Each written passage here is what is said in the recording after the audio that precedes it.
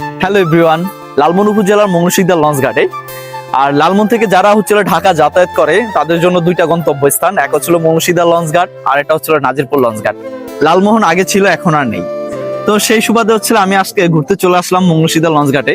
তো দেখতেছেন অলরেডি একটা লঞ্চ দেখা যাচ্ছে, এমবি টিপু 13। তো এই লঞ্চটা হচ্ছিল বেতুয়া থেকে ছাড়ে, দেন হচ্ছিল মংলসিকদার ঘাট করে, তারপর অন্যান্য জায়গায় ঘাট করে, তারপরে ঢাকা পৌঁছে যায়। আমি একটা বিষয় দেখেন, এখানে হচ্ছিল বিকেলে যখন হয় অনেক মানুষের হচ্ছিল কোলাহল সৃষ্টি হয়, মানুষ এখানে ঘুরতে আসে। আপনি হচ্ছিল একটু এক পাশে যদি দেখতে চান, এই পাশে যদি দেখেন তাহলে হচ্ছিল অনেক মানুষের ভিড়। এই যে ব্লকগুলো আছে, ব্লকের পাশে পাশে বসে আছে অনেকে, অনেক হচ্ছিল সুন্দর করে ছবি তুলতেছে, তাদের প্রিয়জনদের সাথে ঘুরতেছে।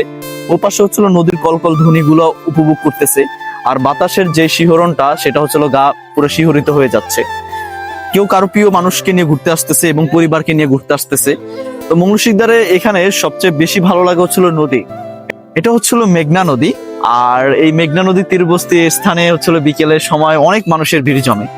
এই যে এখন হচ্ছিল ঈদ, ঈদ ছাড়াও কিন্তু মানুষের অনেক ভিড় জমে। আপনারা যারা হচ্ছিল ঘুরতে আসতে চান, একটু মনোরম পরিবেশ খুঁজতেছেন বা হচ্ছিল একটু ভালো কোনো কিছু উপভোগ করতে চাচ্ছেন, তাহলে চলে আসতে পারেন লালমোহন মংলসিকদার লঞ্চ ঘাটে।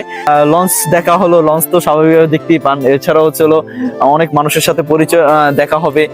তাছাড়া হচ্ছে হলো এখানে যে প্রকৃতি, দেন হচ্ছে হলো সূর্য খুব কাছ থেকেই দেখা যাচ্ছে যে সূর্যটা অস্ত যাচ্ছে। এই সূর্যের অস্ত যাওয়ার যে বিষয়টা, সেটা খুব ভালো লাগে। আর এখানে বিকেলের মুহূর্তটা ছবিগুলো অনেক সুন্দর আসে, অনেক ভালো আসে, প্রাণবন্ত আসে।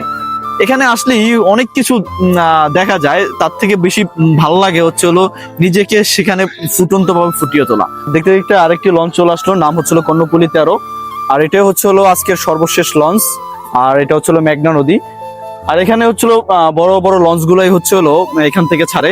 আর এইখানের যেই পরিবেশ এবং হচ্ছিল বিকেলে ঘুরতে আসা মানুষরা খুবই এই সময়টা উপভোগ করে। তো আজকে ভিডিও এই পর্যন্তই। আল্লাহ হাফিজ।